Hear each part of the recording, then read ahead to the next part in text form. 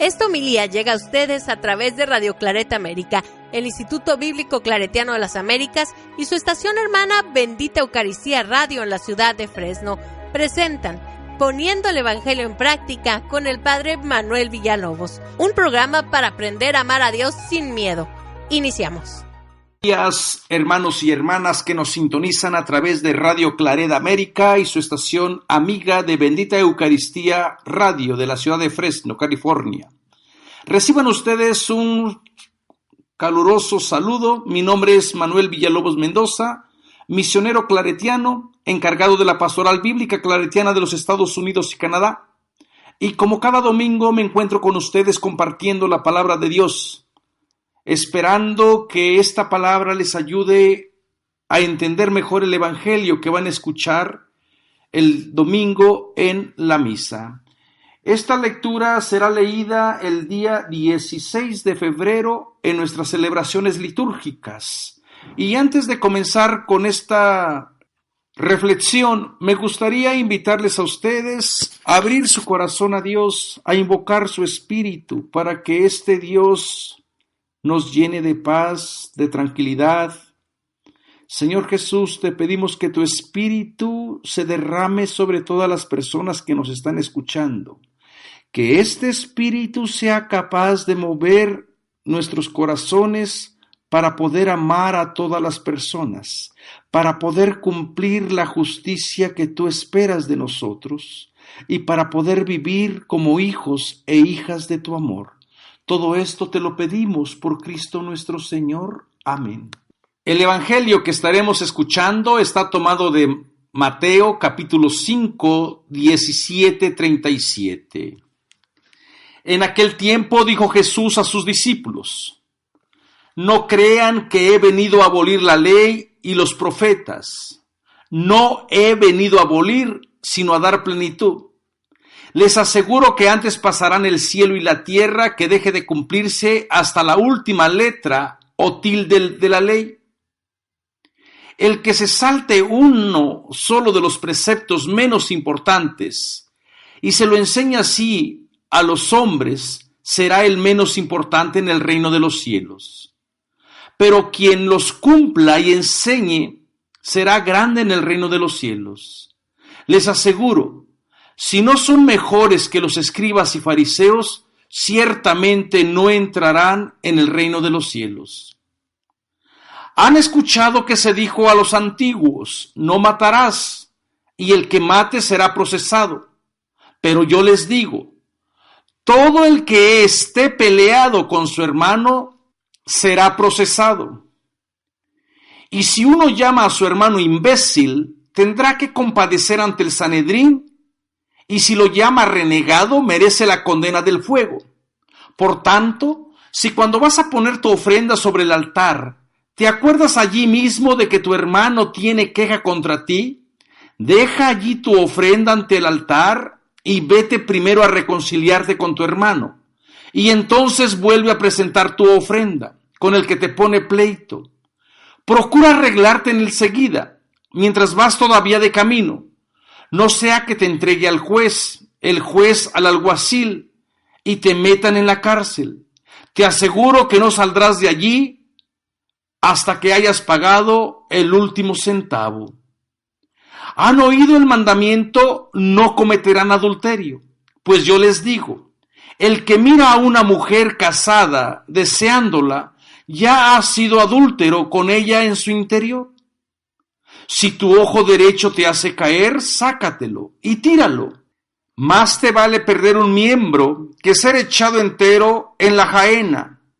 Si tu mano derecha te hace caer, córtatela y tírala. Porque más te vale perder un miembro que ir a parar entero a la jaena. Está mandado: el que se divorcie de su mujer, que le dé la acta de repudio. Pues yo les digo, el que se divorcie de su mujer, excepto en caso de inmoralidad, la induce al adulterio, y el que se case con la divorciada comete adulterio. Han oído que se dijo a los antiguos: no jurarás en falso, y cumplirás tu voto al Señor. Pues yo les digo que no juren en absoluto, ni por el cielo, que es el trono de Dios, ni por la tierra, que es estrado de sus pies, ni por Jerusalén, que es la ciudad del gran rey, ni juren por la cabeza, pues no puedes volver blanco o negro un solo cabello. A ustedes les basta decir sí o no. Lo que digan de más viene del diablo. Palabra de Dios. Hermanos y hermanas, este evangelio que hoy hemos escuchado es un evangelio que está muy rico en símbolos y también necesita mucha explicación para poder entender exactamente qué es lo que Mateo nos quiere transmitir. Recordemos que este evangelio se encuentra inmediatamente después de las bienaventuranzas, donde Jesús sube al monte según la tradición de Mateo, porque recuerden que la comunidad de Mateo es una comunidad que viene del judaísmo y Mateo necesita demostrar que Jesús es como el nuevo Moisés. Y Jesús en el Evangelio de Mateo va a hacer exactamente todo lo que Moisés hizo en el Antiguo Testamento. Si Moisés subió al monte a recibir las leyes, Jesús subirá también al monte, se sentará y enseñará las leyes. Si Moisés dio grandes discursos, Jesús también dará grandes discursos. Así que después de que Jesús sube al monte y comienza su programa de vida para poder concientizar a la gente como Moisés, dándoles una identidad propia a este pueblo, después también viene con este proyecto de poner en práctica las bienaventuranzas. Porque posiblemente la comunidad recordaba que no es tan fácil organizarse, no es tan fácil también tener una identidad propia, sino que esta identidad se va a ir gestando poco a poco y va a necesitar de cuestiones prácticas y por eso el significado de la ley. Y el Evangelio comienza con la exhortación fuerte de Jesús, donde se nos informa que no ha venido a abolir la ley, sino a darle plenitud. Regularmente nosotros pensamos que Jesús cuestionó la ley, que Jesús no cumplió la ley, que Jesús prácticamente transgredió la ley. Y esto históricamente no es cierto.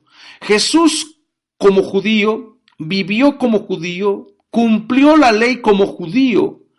Lo que Jesús trató es de darle un nuevo significado a la ley. Y recordemos que para esta comunidad la ley lo es todo.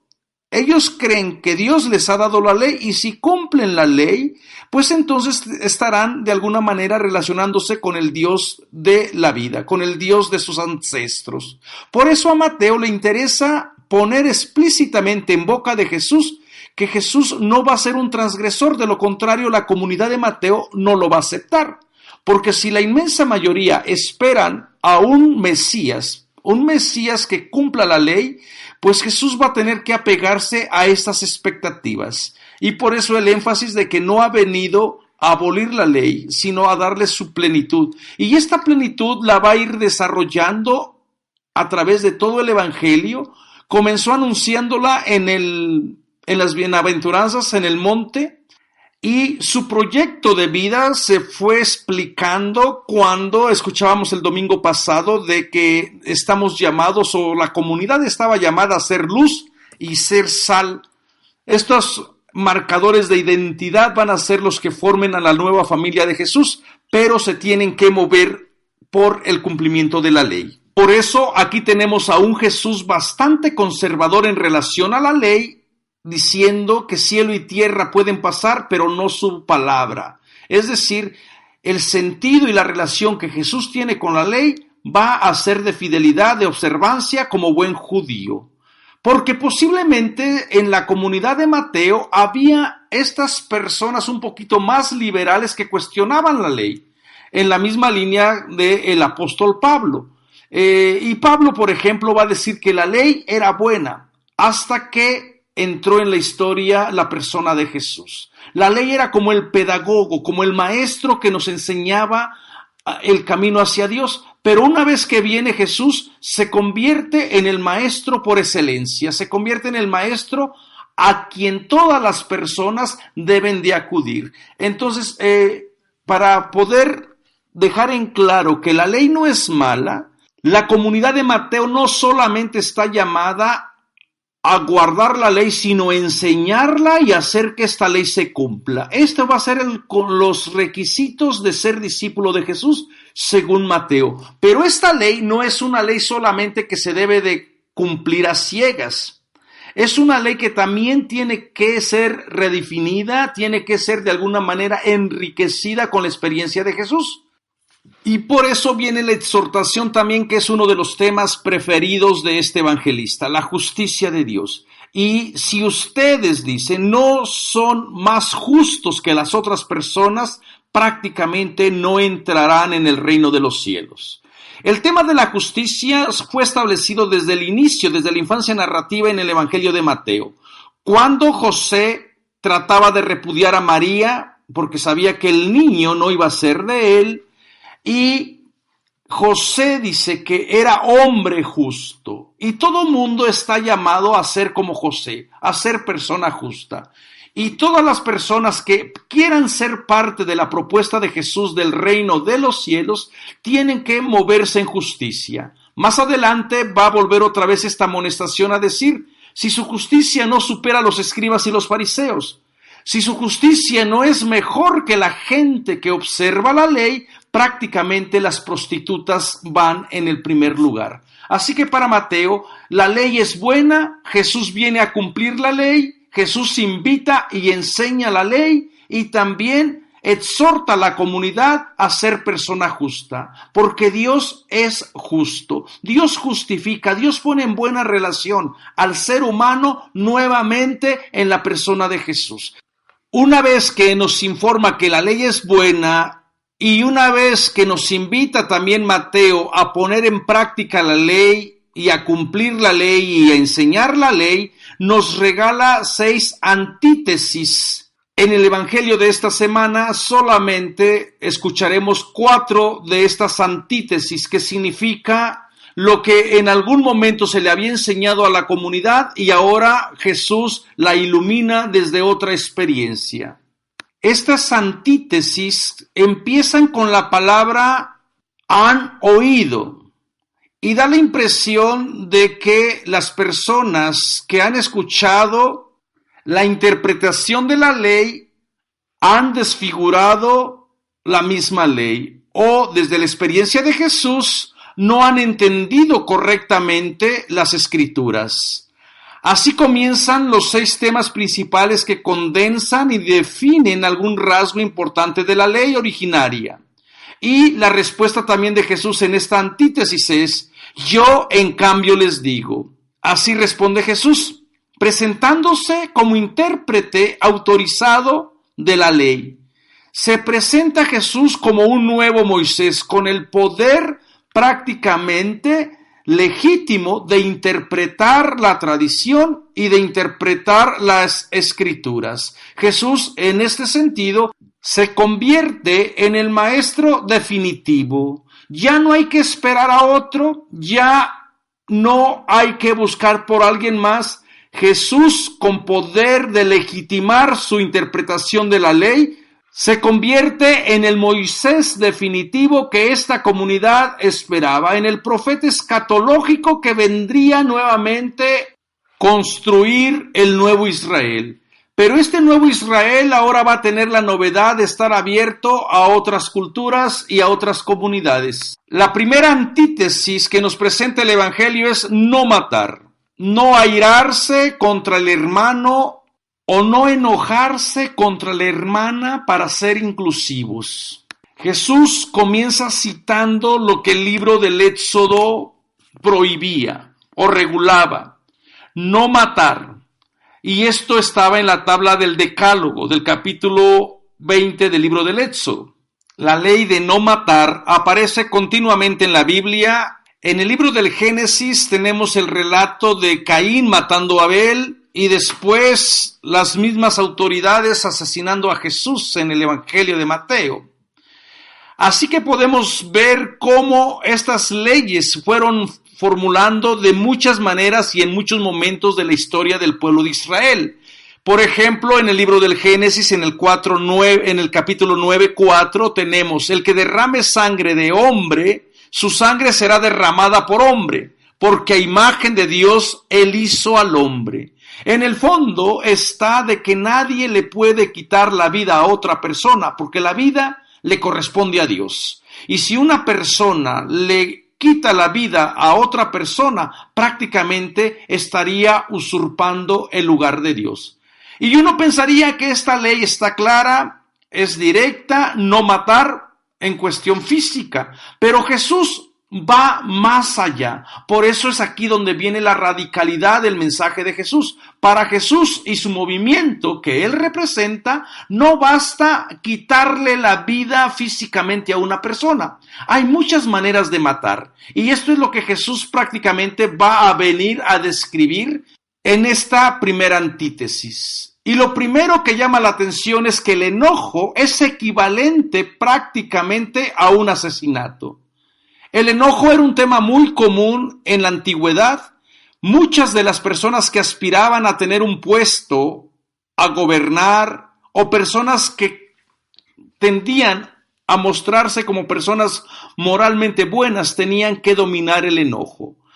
Los grandes moralistas, filósofos, les recomendaban a los emperadores que antes de enojarse contaran las 28 letras del alfabeto, porque una persona que se enoja prácticamente le va a dar cabida a todos los otros males. Y parece ser que Jesús se mueve también con esta línea. A lo mejor no hay necesidad de matar a una persona, pero si la persona se enoja con el hermano, inmediatamente lo pone en una situación de juicio.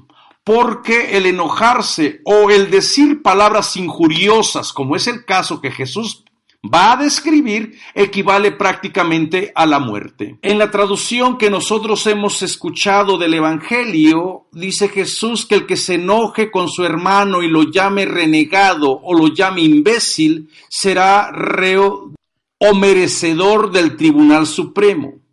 Pero, ¿qué es exactamente lo que Jesús está tratando de decir con esto? La palabra que se traduce como renegado o como imbécil, en alguna de las Biblias no la han traducido, porque el significado es una palabra oscura.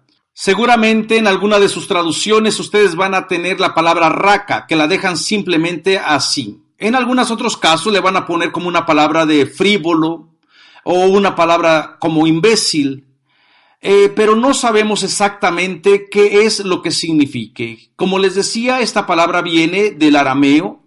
Algunos biblistas actualmente están diciendo o están comentando dentro de sus investigaciones que raca podría significar a la persona frívola, al quizás invertido sexual. Algunos biblistas serios, profesionales, conocedores de los idiomas antiguos de la Biblia, argumentan que en el Sermón de la Montaña Jesús prohibió reírse de las minorías sexuales. Allí enseñó: todo el que le diga a su hermano raca será condenado por el Sanedrín. Mateo 5:22. Dice, por ejemplo, Javier Picasa, un biblista español muy conocido, muy querido. Dice, las Biblias suelen traducir esa palabra por insensato, necio, pero no parece ser ese el sentido. Jesús llama insensatos y necios a los fariseos en Mateo 23:17, y es absurdo que después prohíba usar esa palabra. En realidad, raca deriva del arameo reca, que significa suave, blando, tierno, como en Génesis 18:7, Génesis 29:17 y Génesis 33:13, y aludía a las personas afeminadas. Lo que Jesús dijo entonces fue: todo el que le diga a su hermano maricón será condenado por el Sanedrín. Si esto es cierto, hermanos y hermanas, estaríamos entonces ante una postura muy radical de Jesús, donde estaría condenando el abuso sexual que se hace contra las minorías sexuales. A nosotros, acostumbrados siempre a descargar nuestros miedos, nuestros temores, nuestros prejuicios con las minorías sexuales, seguramente que esto va a ser muy difícil de creer. Pero desde la experiencia de Jesús es posible que Jesús esté tratando de decir: no tienes el derecho de abusar con tu lenguaje violento, con tu lenguaje injurioso a otra persona solamente por no tener la misma orientación que tú. Esto sería en realidad buenas noticias. Recordemos que con las palabras se hacen cosas, pero también las palabras destruyen. El lenguaje injurioso puede paralizar y aniquilar a la persona que se insulta. Por desgracia, no todas las palabras se las lleva el viento. Hay palabras que dejan una marca clara de violencia en el cuerpo y en la historia personal del ser humano injuriado. Palabras como negro, indio, maricón y todas las palabras que intentan deshumanizar a la otra persona prácticamente le hacen violencia. Son como golpes que aterran e hieren a la persona insultada. Las palabras pueden doler tanto como una lesión física, y así la agresión verbal de una expresión de odio, de un insulto racista u homofóbico, se vuelve equivalente a recibir una bofetada en la cara. La herida es instantánea. Algunas formas de insulto racial producen síntomas físicos que dejan inválida temporalmente a la víctima. Los mensajes del racismo, las amenazas, las difamaciones, los epítetos y los menosprecios racistas u homofóbicos golpean las tripas de aquellos que pertenecen al grupo que está en el punto de la mira. Así que si Jesús está deteniendo el insulto sobre las minorías sexuales, podemos decir que Jesús tiene claramente una visión más completa de lo que significa no matar. No matar equivale entonces a no insultar, y no insultar a las personas más vulnerables, porque también ellos y ellas son hijos e hijas de Dios. Y si esta interpretación es correcta, que no tengo la certeza de que lo sea, pero hay bases para creer que en el mensaje y en las palabras de Jesús nadie merece odio, nadie merece desprecio, nadie merece ser catalogado como persona de segunda clase. Esto iría muy en su línea, muy en su mensaje de liberación. Y para nosotros, hermanos y hermanas, que todavía nos movemos con miedo, temor y descargamos todos nuestros prejuicios contra nuestros hermanos y hermanas de la comunidad LGTB, necesitamos entonces volver otra vez a redescubrir a este Jesús con este mensaje que dice: basta de miedos, basta de enojos contra estos grupos minoritarios, porque también ellos y ellas merecen ser contados dentro de la familia de Dios. Las personas que sigan usando el insulto o palabras injuriosas contra las minorías sexuales, Jesús las condena y las relaciona con la Gehenna. La Gehenna, que se ha traducido por desgracia también con el infierno. La Gehenna deriva del nombre de un valle situado afuera de la muralla sur de la antigua ciudad santa de Jerusalén, conocida como la Cañada o el Valle de Ginón. A veces también se le conocía como Valle del Hijo de Hinnom, que se extiende desde el pie del monte Sión hasta el Valle Cedrón, al este. Según se lee en la Biblia, en el libro de Jeremías, este Valle de Ginón era el lugar donde antiguamente se adoraba al dios Moloch, que simbolizaba el fuego purificante, y normalmente estaba representado con una figura humana con cabeza de carnero o becerro. Ahí los israelitas le sacrificaban sus hijos a esta divinidad, a esta deidad, y por eso también estaba relacionado con todo lo malo. En tiempo de Jesús, la Gehenna entonces simbolizaba ese lugar o recordaba ese lugar donde antiguamente se practicaron esos sacrificios humanos, y también servía de basurero. En algunos textos Jesús va a hacer mención a la Gehenna, donde está el fuego que no se acaba, que no se extingue, y el pudridero de los gusanos. Y es lógico, toda la gente miraba esos basureros donde continuamente estaba ardiendo la basura, y también tenía el sentido entonces teológico de el peor momento de la historia del pueblo de Israel, donde se desviaron del Dios de la vida y sacrificaron vidas humanas a un ídolo. Así que la Gehenna está íntimamente relacionada con todo lo negativo, con todo lo que no pertenece a Jesús. Y es interesante ver cómo las personas que utilizan este lenguaje contra los afeminados de la época de Jesús están asociados o terminarán en la Gehenna. Y quizás deberíamos de aprender, especialmente la gente que utiliza un lenguaje injurioso o condena a todos nuestros hermanos y hermanas homosexuales al infierno. Tengamos cuidado, porque a lo mejor somos nosotros los que vamos a terminar en el infierno y no este grupo que es víctima de tanto prejuicio y de tanto odio de parte nuestra. Y es tan importante para Jesús el no llamar a la persona raca, el no hacerle violencia a este grupo, que si no hay reconciliación verdadera, de nada sirve el sacrificio. Y por eso nos pone estas exhortaciones.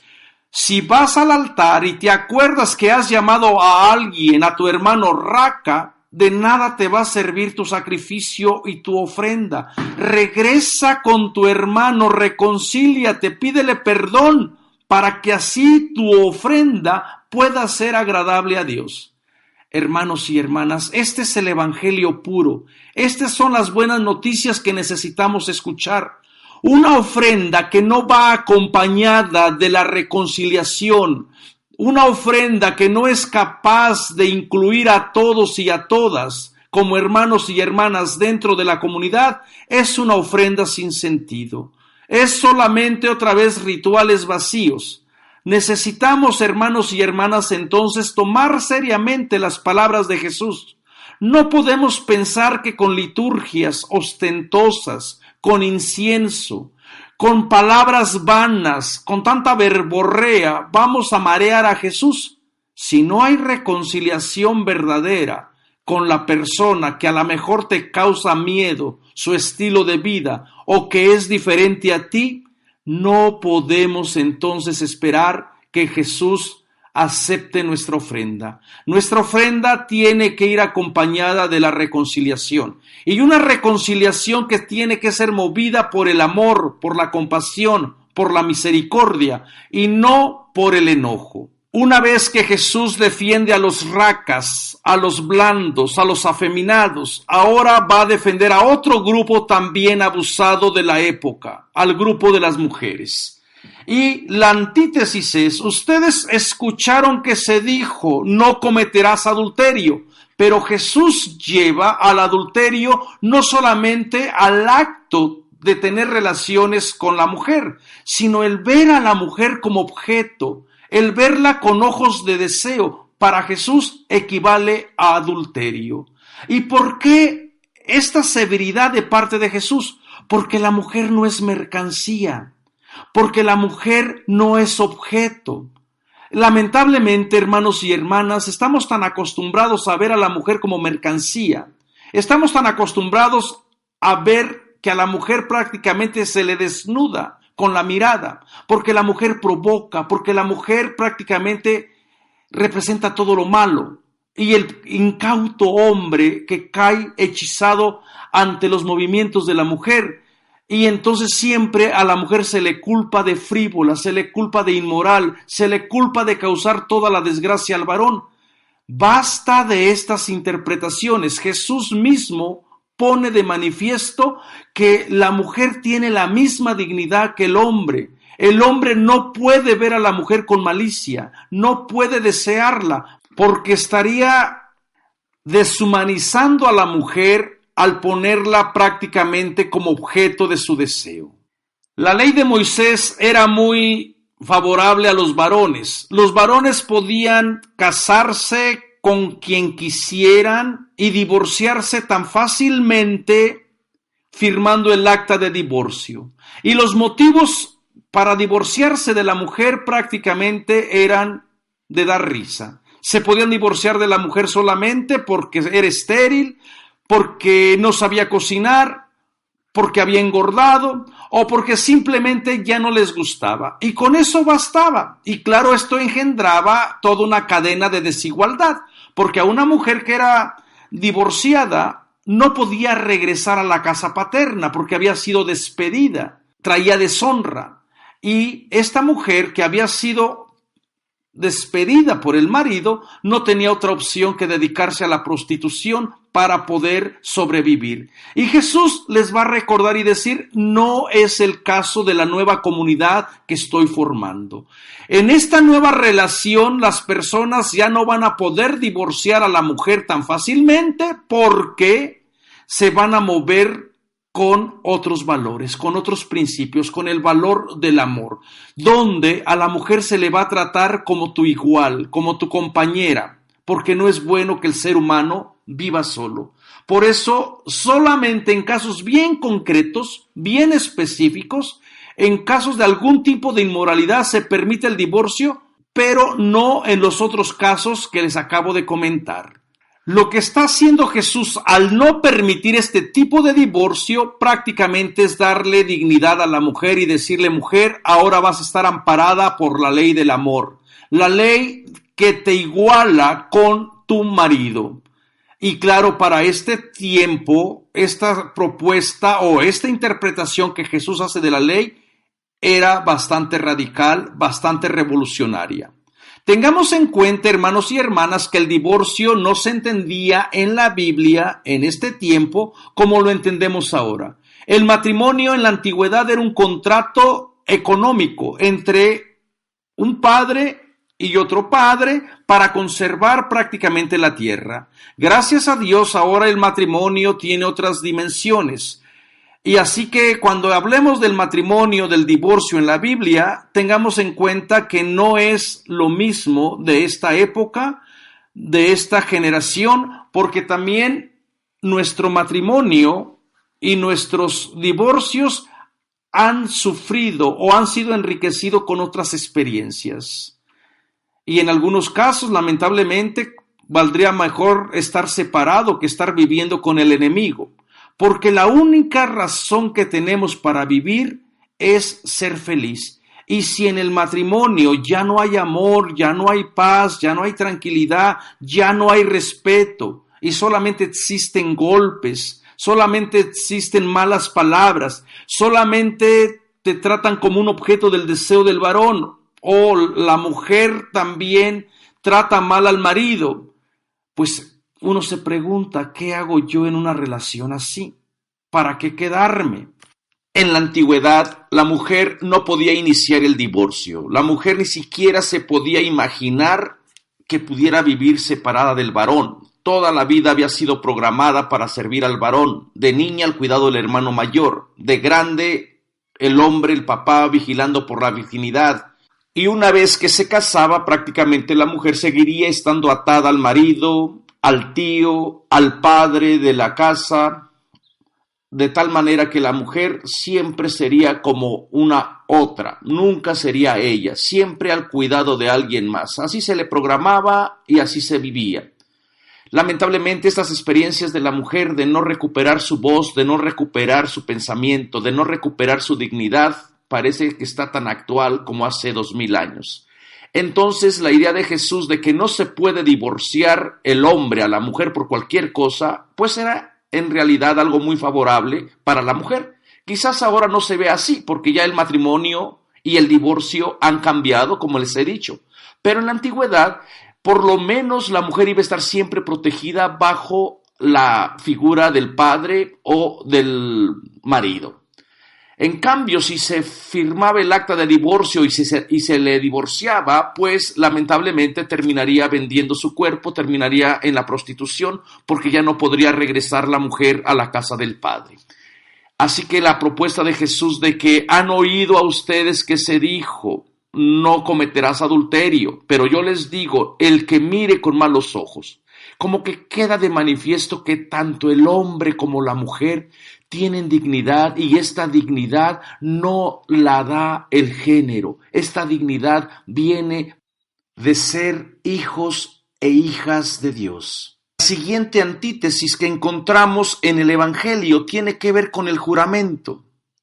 El juramento al que se alude aquí es un tipo de control religioso que consiste en poner a Dios como testigo, invocando su castigo para la persona que no cumpla o no diga la verdad.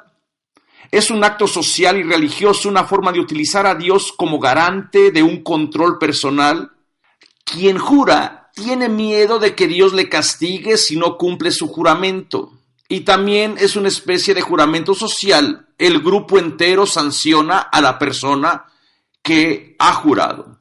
En la Biblia hebrea, los juramentos siempre causan un poquito de temor, porque cuando están a favor de la vida, parece ser que Dios acepte ese juramento o ese voto.